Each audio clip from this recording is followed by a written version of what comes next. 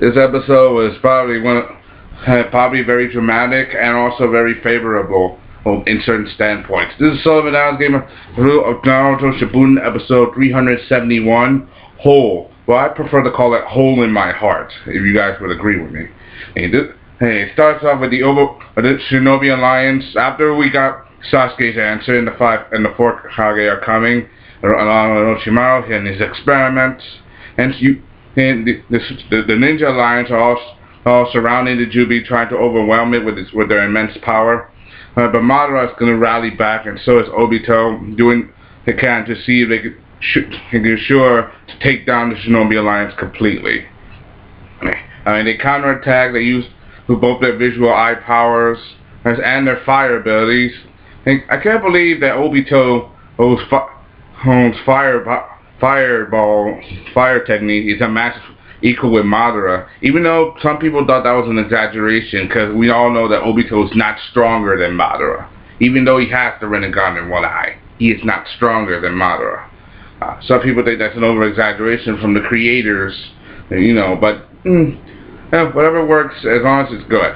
So basically that's my opinion. They use everything from fire style to even using their eye power, Madara using Susanoo, and Obito using Kamui to launch kunai at them, and it does work. Apparently Naruto's chakra can be used as shields, and Naruto, I like how Naruto is controlling the chakra like remote control. He's using them as inverted shields, like even the chakra even making the chakra cloak grow tails, as a way of deflecting the attacks. That's just more proof that Naruto has more control of the Nine Tails power as he has in the last couple episodes.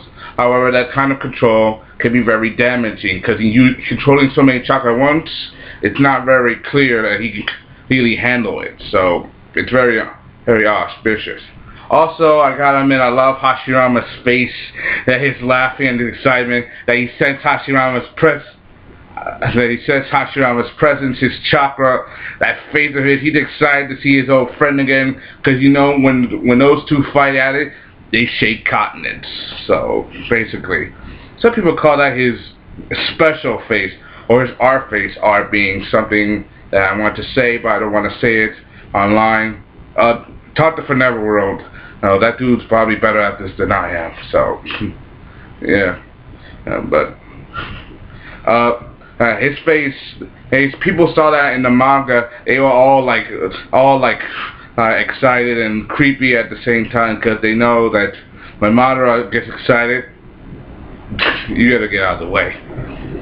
I also see that Obito keeps trying to bring Naruto down, saying why do this? It's pointless. The more that your friends fight, the more they're gonna die. But Naruto keeps rallying back, saying, "I'd rather have my friends with me than to be without them," and that may be selfish, but having my friends here with me is better than not having them here at all. And he can handle the pain of them dying. That proves that Naruto, even though he struggled with Neji's death at first, he's still not giving up on this, because Neji was his friend. And I also like how Hinata grew in this episode. How she took charge when Naruto's chakra was down in the town. How the group tried to rally behind him, and she took charge. I like how Hinata grew in this episode as well. And Sakura, she's backing up too. She's going to heal Naruto while he recovers. Because now all the chakra from the QB is gone. It's going to take a good while to recharge, and all that.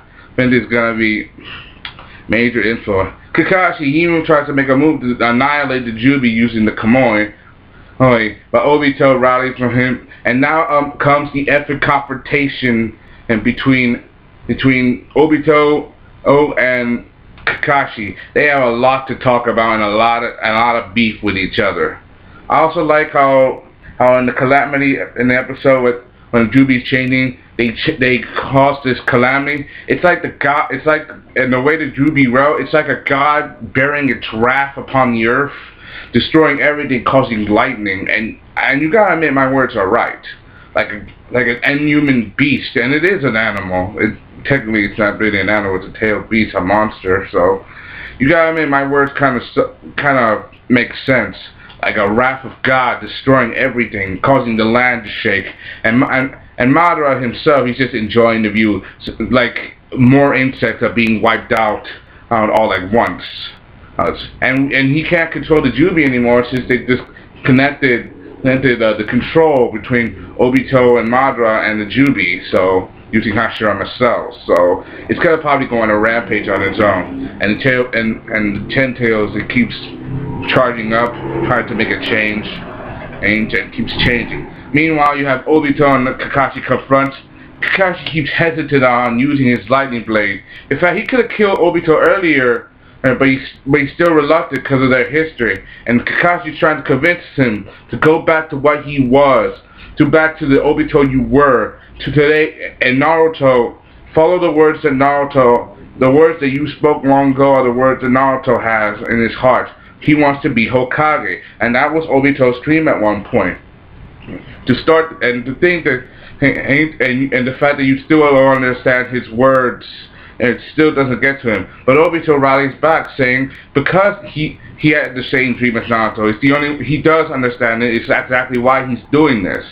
Some people progressed that because of Rin's loss and death, that started his madness. I mean, he loved Rin, he cared about Rin with all his heart, and he couldn't keep a promise, and Kakashi couldn't keep his promise.